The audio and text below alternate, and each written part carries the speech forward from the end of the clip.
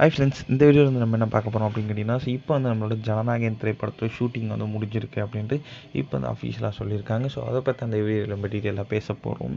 So இப்போ வந்து நம்மளோட தளபதி விஜயோட ஜனநாயகன் திரைப்படம் வந்து கொடைக்கானல் வந்து அஃபீஷியல் வந்து ஷூட்டிங் பிகின் ஆயிருக்கு அப்படின்னு நம்ம எல்லாருக்குமே தெரியும். இதுதான் வந்து இப்போ நம்மளோட திரைப்படத்தோட கடைசி கட்ட படப்பிடிப்பு அப்படின்னு சொல்லப்படுது. அதாவது நம்ம தளபதி விஜயோட கடைசி திரைப்படத்தோட கடைசி கட்ட படப்பிடிப்பு.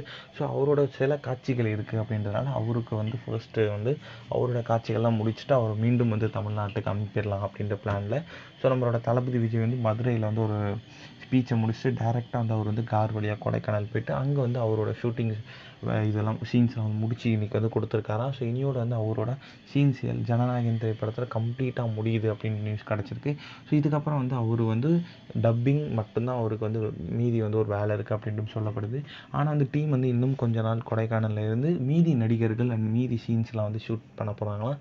ஸோ இன்றைக்கி வந்து அஃபிஷியல் வந்து தளபதி விஜயோட ஷூட்டிங்லாம் முடிச்சுட்டு அவர் வந்து மீண்டும் வந்து தமிழ்நாட்டுக்கு வந்து கிளம்பியிருக்காராம். இந்த ஒரு விஷயமா இப்போ இந்த ரசிகர் மத்தியில் ரொம்ப ரொம்ப ட்ரெண்டிங்காக போய்ட்டுருக்கு.